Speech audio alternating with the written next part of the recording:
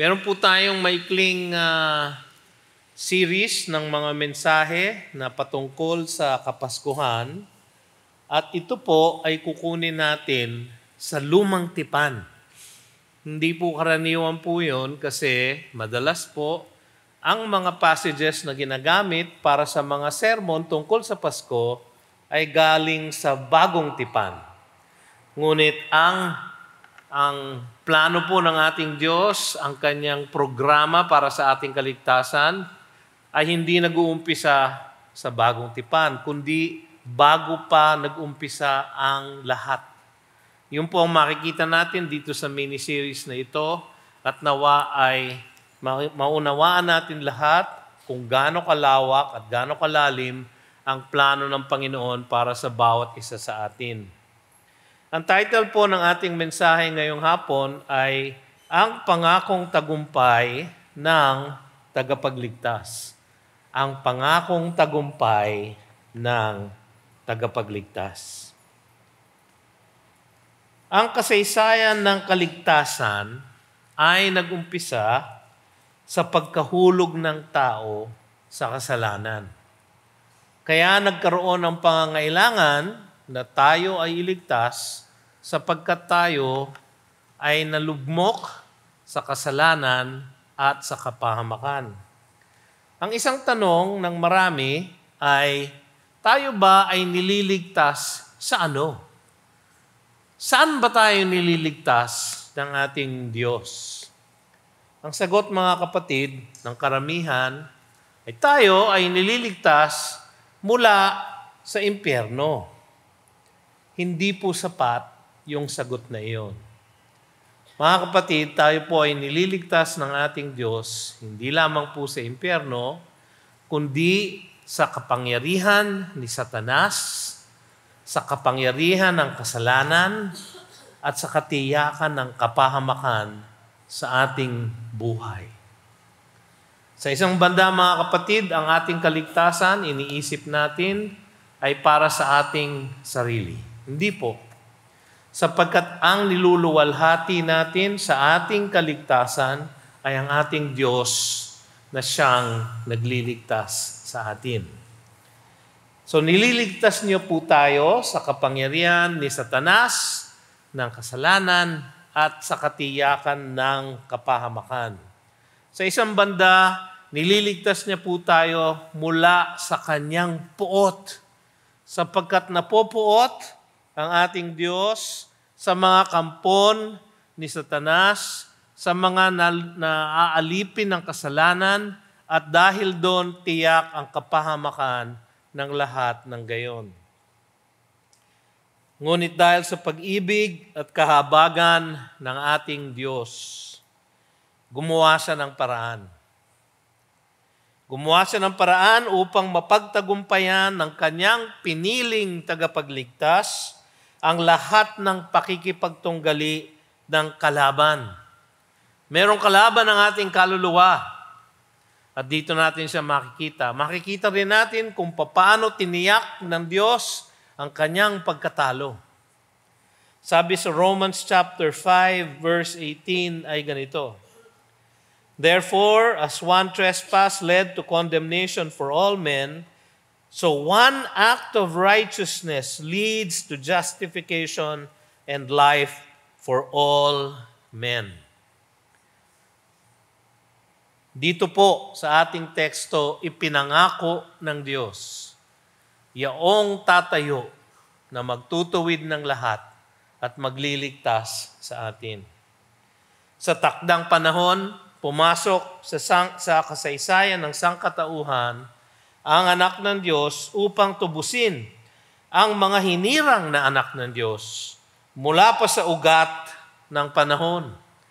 Ang sabi sa Galatians chapter 4 verses 4 and 5 ay ganito, But when the fullness of time had come, nung dumating ang tamang panahon, God sent forth His Son, born of woman. Makikita natin to sa pangako niya. Born under the law, to redeem those who were under the law so that we might receive adoption as sons. Ang sabi sa Ephesians chapter 1, verses 4 and 5 ay ganito. Even as He chose us in Him. Kailan? Before the foundation of the world, that we should be holy and blameless before Him. In love, He predestined us for adoption to Himself as sons through Jesus Christ, according to the purpose of His will. Merong plano ang Diyos. Hindi siya nasurpresa nung nahulog ang ating mga ninuno si Adan at si Eva doon sa Garden of Eden. Hindi siya nasurpresa na sila ay na-deceive ng ating kalaban. Walang sorpresa sa ating Diyos. Siya ay omniscient. Nalalaman niya ang lahat. At meron siyang plano dahil sa nangyaring kahinaan ng ating mga ninuno. Una, tignan natin ang pagkahulog sa kasalanan ng ating mga ninuno. Siguro umpisahan natin sa Genesis chapter 3 verse 6. Kung meron naman kayong hawak na Bible, siguro umpisahan natin sa chapter 3 verse 1. No? So, alam ko, wala sa screen yung chapter 3, verse 1, pero nasa Bible naman natin eh. No? So, basahin ko po. Now, the serpent was more crafty than any other beast of the field that the Lord had made. Meron pong isang serpent na nag-appear sa Garden of Eden. Itong serpent na ito, malalaman natin from the book of Revelation, ay ang kalaban ng ating kaluluwa, si Satanas. At itong serpent na ito ay tinapon na ng Diyos dahil sa kanyang paghihimagsik sa langit. Dahil siya, ayon sa Ezekiel 28, at siya, ayon sa Isaiah chapter 14, ay naghimagsik sa Diyos dahil siya, ninasa niya na siya ang maitaas sa kaitaasan at maging Diyos na katulad ng lumikha sa Kanya. Datapwat, siya ay tinapon, kaya ngayon, siya ay isang serpent. Nagmistulang isang serpent sa Garden of Eden. He said to the woman, "Did God actually say you shall not eat of any tree in the garden?" Hindi naman sinabi ng Panginoon yun, di ba? Ang sabi nga niya, "You shall eat from all of the trees of the garden." Nagpahanda siya ng isang buffet sa Garden of Eden. Except, sabi niya, isang puno, yung tree of the knowledge of good and evil. Yung punong yon, huwag kayong kakain doon. So lahat pwede lang yon. So sa umpisa pa lang, mali na ang sinasabi ng demonyo. And the woman said to the serpent, "We may eat of the fruit of the trees in the garden, but God said, you shall not eat of the fruit of the tree that is in the midst of the garden, neither shall you touch it, lest you die." Yung ba talaga ang sinabi ng Panginoon? Tignan natin sa chapter 2, verse 17. Kung ano talaga ang sinabi niya. And the Lord God commanded the man, saying, so ang unang kausap ng Diyos si Adam, hindi si Eve. Wala pa si Eve eh. Hindi pa siya ginagawa. Verse 16. And the Lord God commanded the man, saying, chapter 2, you may surely eat of every tree of the garden, but of the tree of the knowledge of good and evil you shall not eat, for in the day that you eat of it, you shall surely die.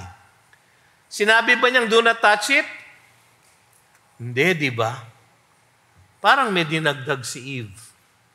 O kaya, siguro inisip ni Adam, baka magpunta dun si Eve at subukan niya yung fruit. Kaya sasabihin ko sa kanya, huwag mong hawakan. So, nagdagdag na. Nadagdagan ng command. But the serpent said, sabi sa verse 4, chapter 3, you will not surely die. Loko yun, no? Loko yung serpent eh. No? Niloloko niya si Eve. You shall not surely die. For God knows that when you eat of it, your eyes will be opened and you will be like God, knowing good and evil. So, ayan, nasa verse 6 na tayo. No? So, when the woman saw that the tree was good for food, and that it was a delight to the eyes, and that the tree was to be desired to make one wise, she took of its fruit and ate. Patay. Lagot na.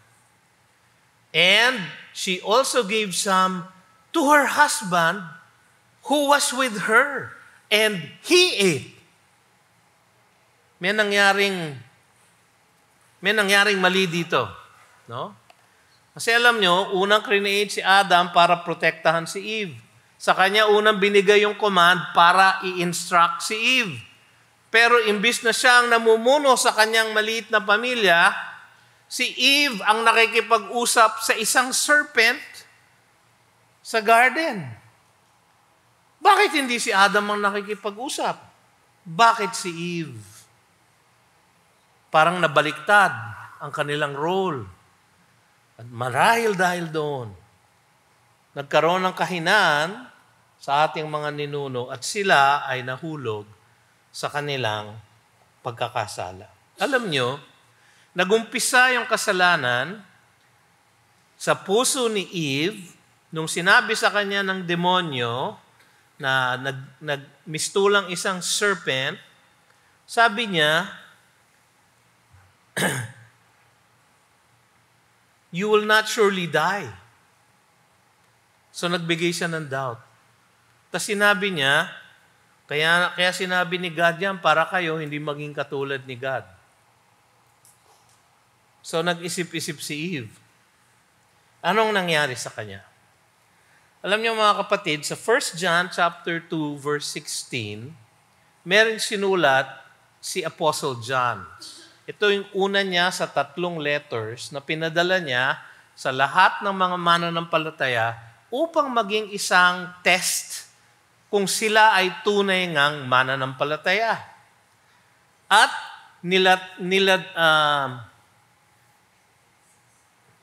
binalangkas ni Apostle John sa 1 John 2:16 ang anatomy ng pagkakasala. Ano ba ang elemento ng kasalanan? At marahil, nung kanyang sinulat ito, ang kanyang iniisip ay Genesis 3:6. Sapagkat ang bawat aspeto o elemento ng pagkakasala ay naroon sa Genesis 3:6. Tignan po natin firstly yung 1 John 2:16. Ang sabi po doon ay ganito, for all that is in the world, the desires of the flesh, the desires of the eyes, and the pride of life is not from the Father, but is from the world. Ano kaya ang pinagbasihan ni John nung 3 elemento ng kasalanan? Balik tayo sa Genesis 3:6. Tignan natin. Sabi ni John, the desires of the flesh, ang pagnanasa ng laman. Tignan niyo yung Genesis chapter 3 verse 6. So when the woman saw that the tree was good for food, the desires of the flesh. Diba?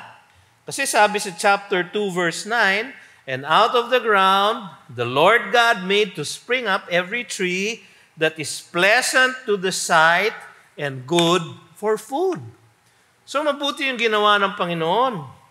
Pero naging temptation doon sa kay Eve yung nangyari. Pagnanasa ng laman, the desires of the flesh. Sabi ni John, 1 John 2:16. Ano yung pangalawa? The desires of the eyes, ang pagnanasa ng mata. Sabi sa Genesis 3:6, and that it was a delight to the eyes. Eksakto, no? Tapos may pangatlo, ang pagmamataas ng buhay and the pride of life. No? Ang sabi sa Genesis 3:6, and that the tree was to be desired to make one wise. So siya ay natempt sa kanyang pagtingin, sa kanyang kalamnan, sa kanyang pagtingin, at sa kanyang pagmamataas. Dahil doon, anong nangyari? She took of its fruit and ate. And she also gave some to her husband who was with her. Na hindi siya inawat.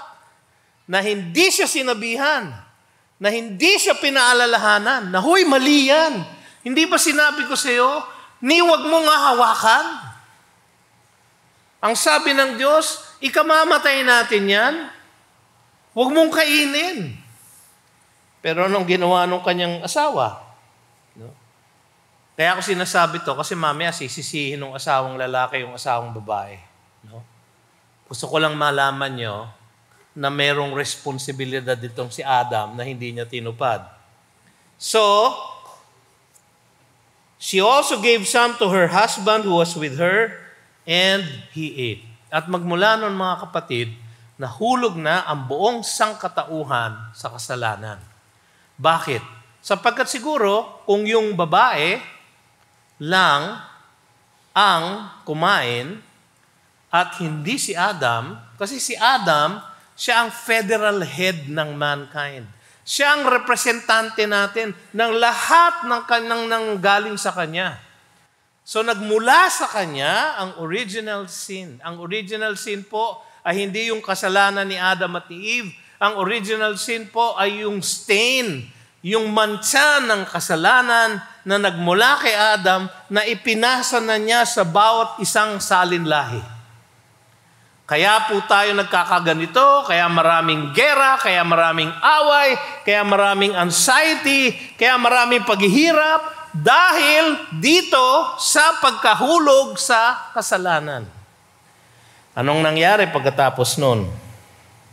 Sabi sa Romans 5:12, therefore, just as sin came into the world through one man. Yung pong nagtuturo sa atin na si Adam ang pinuno ng buong sangkatauhan. At nung siya ay nagkasala, nakamit niya ang mantsa ng kasalanan na siyang naghulog sa buong sangkatauhan. Napakagrabe ang nangyari nung araw na iyon. Napakagrabe po, mga kapatid. Therefore, just as sin came into the world through one man, and death through sin, so death spread to all men because all sinned. Dahil sa kasalanan ni Adam, tayo ngayon ay merong sinful nature. Tayo po ngayon ay merong nature. Meron tayong bondage to sin. Tayo po ay nakatanikala. Tayo po ay nakakulong sa kasalanan. Wala tayong pwedeng piliin kundi ang magkasala sa ating Diyos. Kahit na tayo ay merong natural ability to exercise our will, wala po tayong moral ability to exercise what is good. Yan po ang pagkahulog sa kasalanan. Kaya naman, merong sinabi ang ating Panginoon. Pupunta na po tayo sa teksto natin. Genesis 3:15. Huwag po kayong mag-alala, sandali lang po ito. Famous last words. Genesis 3:15. Ang sabi doon, ang unang makikita natin ang pangako ng Diyos. I will put enmity between you and the woman, and between your offspring and her offspring. Ang una natin makikita dito, I will put enmity. Pangako po yun ng Diyos. Isang initiative ng Diyos. I will, sabi niya. Put enmity. Akala mo, nakuha mo na si Adan at si Eva. Akala mo, ang lahat ng sangkatauhan ay magiging sayo na lahat kaagad. Sabi niya, no. I will put enmity between your seed and her seed. Meron pong gera na nagumpisa. Yung pong ibig sabihin ng enmity, hatred, hostility, no? Pag-aaway, nagkaroon ng labanan, ng pakikipaglaban nung umpisa. Kaya nag-umpisa na ang pakikipagtunggali ng kalaban nating si Satanas. Sabi kasi ng Diyos, I will put enmity between you and the woman. No? Itong nakapagtataka. And between your offspring, so meron po offspring si Satanas. Merong sons of the devil. No? And her offspring. Yung pong salitang offspring, ang siguro tamang translation nun, dapat seed. No? Seed. Seed, naintindihan nyo naman kung ano ang seed. No? Sa biology, ang seed ay yung ibinibigay ng lalaki sa egg ng babae para makagawa ng isang baby. So ang seed nanggagaling sa lalaki. Pero dito ang sabi ng Panginoon, it is her seed. It's from the woman. No? Pero kung makikita natin ito sa pagkakapanganak ng ating Panginoon, ang sabi sa Kanya, tungkol sa Kanya, sa Matthew chapter 1, baka gusto nyong pumunta doon, no? Matthew chapter 1, may pangako, merong kinuwento dito yung anghel kung paano mabubuntis ang isang birhen. No? Matthew 1:23. Sabi kasi doon, behold, the virgin shall conceive and bear a son, and shall call his name Emmanuel. So, nung unang dumating yung anghel kay Maria, no? Nagtanong siya, paano ako, isang virgin, magkakaroon ng anak? Ang sabi ng anghel, and the Spirit of God will come over you. At siya ang magkukos ng conception. So, walang male seed ang nag-participate sa creation ng human na si Jesus. Ang ginamit lang po ay yung receptacle, yung egg ni Mary. Dahil he shall be the Son of the Most High. Siya ay magiging anak ng Diyos. Datapwat, naging sisidlan lang si Mary. It is her offspring. Magmumula sa kanya. Kahit sa genealogy, di ba, ni Jesus sa Matthew 1, sabi, Joseph bigat Jesus. Tignan natin yon para makuha natin yung exact wording. Maganda yung wording doon ng Biblia. Matthew 1. Sabi doon, and Jacob, the father of Joseph, the husband of Mary, of whom Jesus was born, who is called Christ. Napansin nyo? Sa umpisa, puro Eliud, the father of Eleazar, Eleazar, the father of Matan, Matan, the father of Jacob, Jacob, the father of Joseph, the husband of Mary, of whom? Sino yung whom? Si Mary. Of whom Jesus was born, who is called Christ. Si Joseph was just the legal adoptive father ni Jesus. Hindi po siya ang biological father. Alam po yan, meron po akong adopted children. Ayan po silang dalawa. I am their legal adoptive father. So yung anak ko po, 3. Lahat po sila, iba-iba ang nanay. No? Hindi magandang pakinggan, ano? Ang lahat ng anak ko, iba-iba ang nanay. Si Bebet din, ang lahat ng anak niya, iba-iba ang tatay. Mas hindi maganda pag siya ang nagsasabi. No? Pero legal adoptive father lang po ako, katulad ni Joseph kay Jesus. Siya ay nagmula kay Mary. So yung isang seed ni Mary, ang dapat labanan ni Satanas. At sinubukan niyang makipagtunggali. So makikita natin ang pakikipagtunggali ng kalaban. Genesis 4:8. Ang sabi doon, Cain spoke to Abel, his brother, and when they were in the field, Cain rose up against his brother Abel and killed him. The first murder in the Bible. So inimpluwensya ng Satanas si Cain at pinatay niya ang kanyang kapatid na lalaki na si Abel. Yan ang isang pakipagtunggali niya. Sa Exodus chapter 1 verse 16, si Pharaoh, sinubukan niyang patayin ang lahat ng Hudyo. When you serve as midwife to the Hebrew women, ang utos niya sa lahat ng midwife, and see them on the birth stool. If it is a son, you shall kill him. But if it is a daughter, she shall live. Mabuti na lang makadiyos ang mga Hebrew midwives at hindi sila sumunod sa utos ng hari, kundi sumunod sila sa utos ng Diyos. So nakikipagtunggali ang kalaban. Sinubukan niyang patayin ang lahat ng Hebrews. Gusto niya kasing patayin yung bata na magiging si Moses. Alam niyo kung saan lumaki si Moses? Sa ilalim ng kanyang ilong.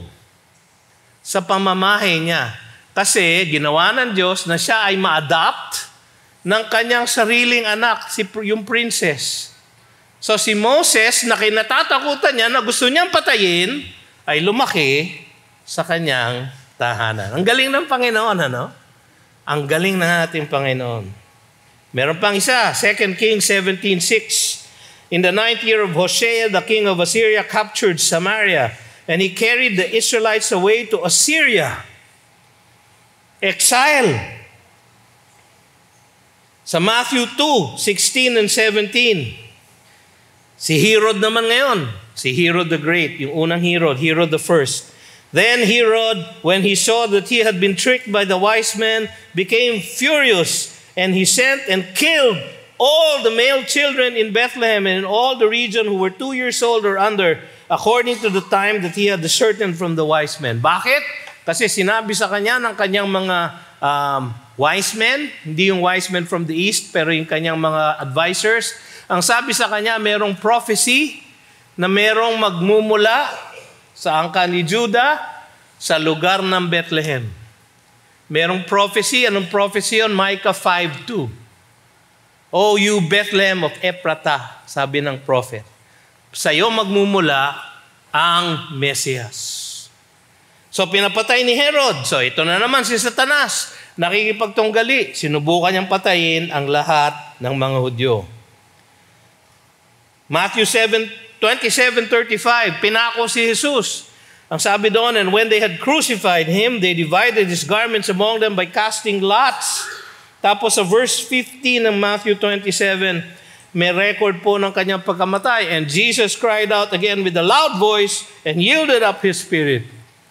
Yan lahat pong yan ay gawain ng ating kaaway. Nakikipagtunggali because God put enmity between His seed, yung lahat ng sumusunod kay Satanas, and the woman's seed. So na-divide ang population ng buong mundo sa dalawang klaseng pamilya. Ang pamilya ni Satanas at pamilya ng susunod kay Jesus. Mga kapatid, ang lahat ng wala kay Jesus, ang lahat ng hindi nananampalataya sa Kanya, ay offspring of Satan. Kung kayo ay hindi pa lumalapit sa ating Panginoon at hindi nyo pa itinatalaga ang inyong buhay sa Kanya, hindi pa kayo naniniwala na nung Siya ay nabuhay ng matuwid, ang Kanyang pagiging matuwid, ang Kanyang ibibigay sa inyo, at kung kayo ay hindi pa naniniwala na nung Siya ay namatay sa krus, na pagbayaran na niya ang lahat ng inyong pagkakasala, kung hindi pa kayo naniniwala sa Kanya at sa Kanyang natapos ng gawain, mga kapatid, kayo ay anak ng demonyo. Biblical ba yun? Unfortunately, yes. Ephesians chapter 2 verse 1, you were dead in your trespasses and sins. Sabi doon, we are sons of disobedience. So mga kapatid, kung wala tayo kay Kristo Jesus, tayo nasa kabilang kampo. Kung kayo ay tumanggap na kay Jesus, kayo ay anak o kasama ng pamilya ng offspring ng woman. Makikita natin ang pagkatalo ni Satanas. Romans 16:20, ang sabi doon, the God of peace will soon crush Satan under your feet. The grace of our Lord Jesus Christ be with you. Sabi sa Revelation 20:10, and the devil who had deceived them was thrown into the lake of fire and sulfur, where the beast and the false prophet were, and they will be tormented day and night forever and ever. Ngayon, hindi ko kayo tinatakot. Actually, tinatakot ko kayo. Kung kayo ay hindi pa nananampalataya kay Jesus, makakasama kayo ron. Makakasama kayo ron. Huwag kayong magmamatigas sa Kanya. Huwag kayong tatakbo sa Kanya. Ang Kanyang inaalok lang ay kaligtasan. At yung kaligtasan yun, ipinangako ng Diyos sa Genesis 3:15 pa lang. No? So makikita natin ang pangakong tagumpay ng tagapagligtas. At dito po tayo magtatapos. Akala nyo, tapos na. Sinasabi ko yung pag 30 minutes pa po ang haba ng sermon ko. No? Dito po tayo magtatapos ang pangakong tagumpay ng tagapagligtas. Sabi sa Genesis 3:15, I will put enmity between you and the woman, and between your offspring and her offspring. Ano yung pangako? He shall bruise your head, and you shall bruise his heel. Yung salitang bruise, actually, pwedeng i-translate na crush. No? Yung salitang bruise ay sup sa Hebrew. To break, to bruise, to crush. No? Sa Genesis 3:15, bruise ang translation. Sa Job 9:17, for he crushed me with a tempest and multiplies my wounds without cause. Sa Psalm 139:11, surely the darkness shall crush me. So, ang ibig sabihin, ang translation po nun talaga ay pwedeng crush. When somebody crushes your head, you're dead. No? Ito ang pangako ng Diyos, He shall bruise your head, and you shall bruise his heel. Masakit pa rin po yung crushing ng heel. Nangyari po yon nung si Jesus ay pinako sa krus. At siya ay tinorture, at siya ay hinagupit. He crushed his heel. Pero makikita natin ang pagkapanalo ng Diyos sa kasaysayan. Hindi ba kanina, binasa natin sa Genesis 4:8 na sinubukan ni Satanas na talunin ang seed of the woman sa pamamagitan ng pagpatay ni Cain kay Abel? Ano nangyari? Genesis 5:3. When Adam had lived 130 years, tanda na niya, no? He fathered a son in his own likeness, after his image, and named him Seth. So nagkaroon pa ng anak, si Adam at si Eve. So hindi natalo ng kalaban. Sinubukan niya, pero hindi siya nagwagi. Hindi ba kanina, nakita natin na sinubukan ni Pharaoh na patayin lahat ng Hebrews at alipinin ng lahat ng Israel sa kanyang bayan. Pero sa Exodus 12:27, ganito po ang ating mababasa. You shall say, it is the sacrifice of the Lord's Passover, for he passed over the houses of the people of Israel in Egypt when he struck the Egyptians, but spared our houses, and the people bowed their heads in worship.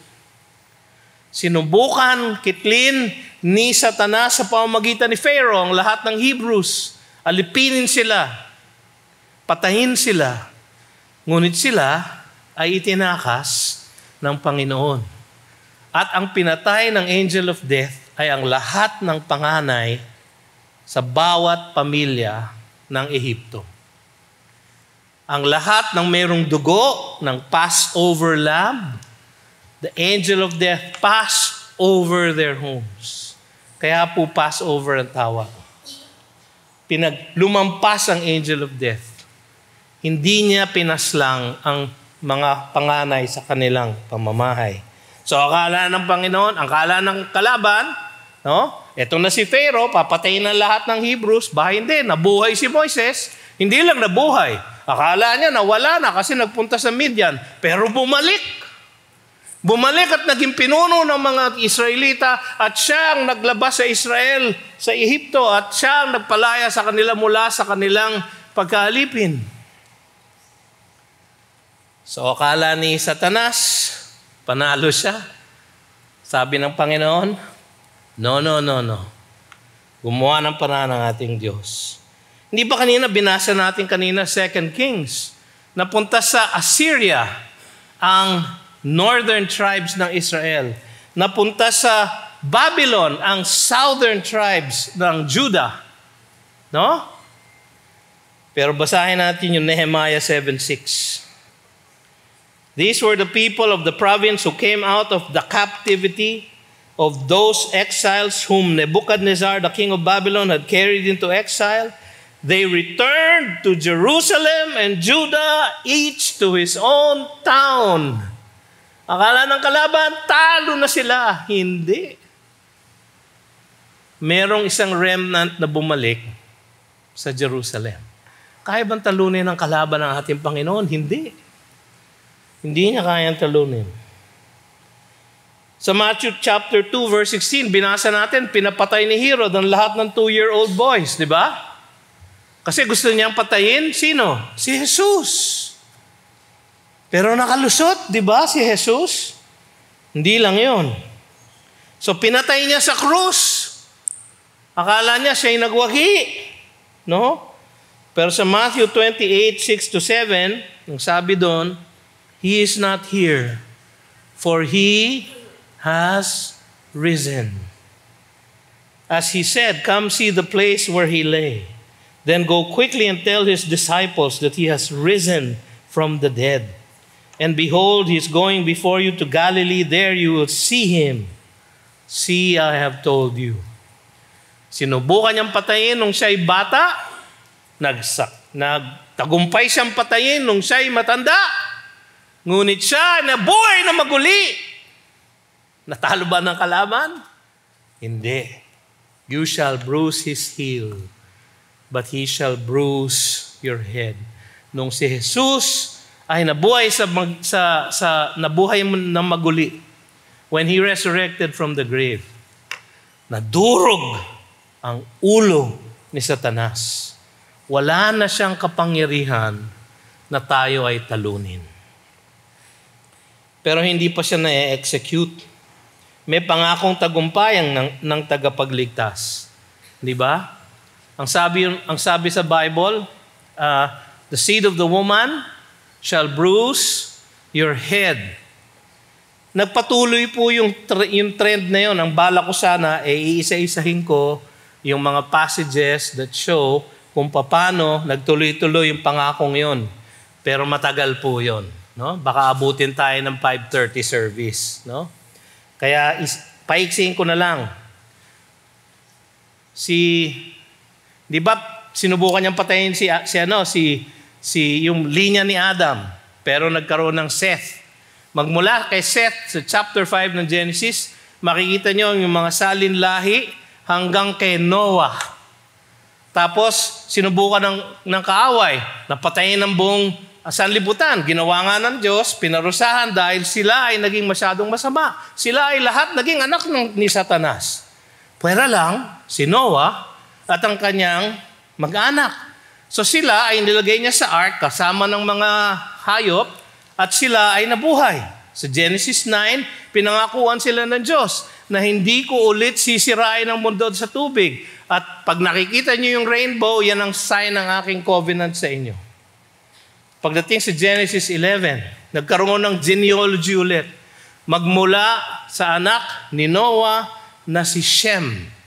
Kasi sa Genesis 9:23, si Shem, sabi, blessed be Shem. So si Shem, sa kanya nanggaling ang lahat ng Shemites or Semites. Sino po yun? Lahat ng Hudyo. Ang war ni Satanas ay anti-Semitism. Hanggang ngayon po, buhay po yun. Pero sinubukan niyang patayin. Sa Genesis 11, makikita niyo yung genealogy magmula kay Seth hanggang kay Terah. Sino po si Terah? Ang father ni Abraham. Kay Abraham, binigyan siya ng pangako sa Genesis 12:3, and of your offspring, all the families of the world will be blessed. Sa Genesis 22:18, inulit niya yon. And in your offspring shall all the nations of the earth be blessed because you have obeyed my voice. Pansinin niyo, offspring, paulit-ulit. Your offspring, the offspring of the woman, ang magtatagumpay. Sino ba yung offspring na yon? Galatians 3:16. Sabi ni Pablo doon, now the promises were made to Abraham and to his offspring. It does not say, and to offsprings, plural, referring to many, but referring to one, and to your offspring, singular. Sino yun? Who is Christ? Siya yung offspring. Sa Matthew chapter 1 verse 1, may genealogy si Jesus doon. Ang sabi doon, the book of the genealogy of Jesus Christ, the son of David, the son of Abraham. Siya yung offspring. Na-trace na natin magmula kay Eve, papunta kay Seth, papunta kay Noah, papunta kay Shem, papunta kay Abraham, ngayon papunta kay Kristo Jesus. Siya ang offspring. At siya ang nagtagumpay. Paano natin nalaman yon? Philippians 2, 8-11. And being found in human form, he humbled himself by becoming obedient to the point of death, even death on a cross. Therefore, God has highly exalted him and bestowed on him the name that is above every name, so that at the name of Jesus, every knee should bow in heaven and on earth and under the earth, and every tongue confess that Jesus Christ is Lord, for the glory of God the Father. Siya ay in-exalt ng Ama. Siya ang nagtagumpay. Talo ang kalaban. Alam niyo ang ginagawa ni Satanas ngayon? Naghahanap na lang ng damay. Huwag kayong magpapabiktima. Hindi naman niya kayo matatalo. Huwag niyong isipin na kaya niya kayong talunin. Ang sabi sa 1 John chapter 3 verse 44, greater is He who is in me than he who is in the world. Sabi sa Ephesians 6, we struggle not with flesh and blood, but we struggle with powers and principalities, yung lahat ng mga demonyo na kampo ni Satanas. Sila ang kalaban natin, pero binigyan tayo ng armor of faith. Binigyan tayo ng godly armor. Gamitin po natin yon. At hindi niya tayo madadamay. Mga kapatid, talo na po siya.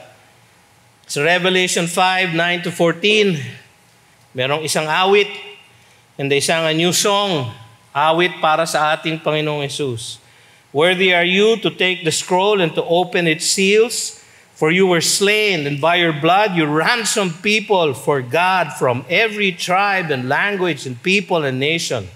And you have made them a kingdom of priests to our God, and they shall reign on the earth. Then I looked and I heard around the throne and the living creatures and the elders, the voice of many angels, numbering myriads of myriads and thousands of thousands, saying with a loud voice, worthy is the Lamb who was slain to receive power and wealth and wisdom and might and honor and glory and blessing. And I heard every creature in heaven and on earth and under the earth and in the sea and all that is in them, pati yung mga hindi na nampalataya sa Kanya, ngayon, tinatawag na siyang Lord. To Him who sits on the throne and to the Lamb be blessing and honor and glory and might forever and ever. And the four living creatures said, Amen. And the elders fell down and worshiped. Yan po ang scene sa Revelation 5. Yan po ang scene na nakita ni John sa heaven. Wala pong pagkatalo ang ating Panginoon. Ang ating pong kalaban ay sinusubukan niya pa rin na maghanap ng damay, ngunit siya ay talo na. Mga kapatid, kung minsan, parang nagtatagumpay ang kalaban ng ating kaluluwa. Dahil sa mga nangyayaring masama sa ating mga buhay at sa ating kapaligiran. Ang Kapaskuhan, mga kapatid, ay inumpisahan ng Diyos sa Genesis 3:15. Sabi niya, the seed of the woman. Yung seed po na yon ay pinanganak ng Kapaskuhan. Nagmula sa isang humble na babae. Kaya kahit babae ang nagkasalang una, sabi nga ni Adam, nung siya'y nahuli ng Diyos, bakit ka kumain? Yung babae na binigay mo sa akin, siya ang sisihin mo. No? So alam niyo mga ladies, no, nung unang panahon pa lang, talagang ang mga asawa, sinisisi na ang kanilang mga asawa. No?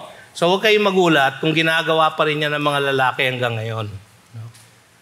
At si Eve naman, anong sabi niya?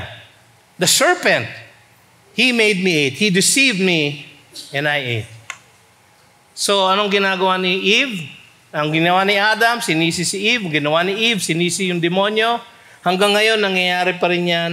Pero mga kapatid, niligtas na ng Diyos, pinangako na ng Diyos ang kanyang sariling anak na nagmula sa isang sisidlan na babae. So kahit babae ang unang nagkasala, babae rin ang nagpasok ng tagapagligtas sa mundo. Kaya naman sa Genesis 3:16, ang sabi niya, I will surely multiply your pain in childbearing. In pain you shall bring forth children. 1 Timothy chapter 2, ang sabi niya, and you shall be saved by the bearing of children. Bakit? Sapagkat si Mary bore Jesus and the seed of the woman was coursed through her. Sa kanya nagdaan. Mga kapatid, ang Kapaskuhan ang paalala sa atin ng Diyos na may pangako siya mula pa sa umpisa. Hindi siya nasusurpresa, hindi siya nagugulat. At ito ay isinagawa niya sa kahabaan ng kasaysayan. Kahit na anong gawin ng kalaban, wala siyang magawa sa plano ng ating Diyos. At ginanap na niya sa tagumpay ni Jesus sa kanyang buhay na walang sala at kamatayan na walang kapantay. Tayo po'y tumayo, tayo magtapos sa isang panalangin. Panginoong Diyos, marami pong salamat sa inyong salita sa amin. Marami pong salamat sa katotohanan na mula pa nung umpisa, sa Genesis pa lang, Panginoon, ay nagbitaw ka na ng pangako na hindi magwawagi ang aming kalaban, kundi ang magwawagi ay iyong piniling tagapagligtas na si Jesus. Salamat, Panginoon, na siya ay nagtagumpay na sa krus. Salamat din, O Diyos, na kami ay inilapit mo sa Kanya upang kami ay magsisi at manampalataya sa Kanya. Kami na iyong niligtas ay nagpapasalamat sa Kapaskuhan na ito dahil sa kagandahan ng kaligtasan na aming natanggap mula sa iyo. At ngayon pagpalain mo ang lahat na naririto, paligayahin mo, Panginoon, ang aming mga diwa sa Kapaskuhan na darating. Nawa, Panginoon, sa aming pagdiriwang, ang aming ipagdiwang ay ang kaligtasan na iyong binigay sa amin sa pamamagitan ni Jesus. Sa Kanya ang lahat ng kaluwalhatian at kapurihan mula ngayon at magpakailanman. At ang lahat ay nagsabi ng Amen. Magandang hapon po.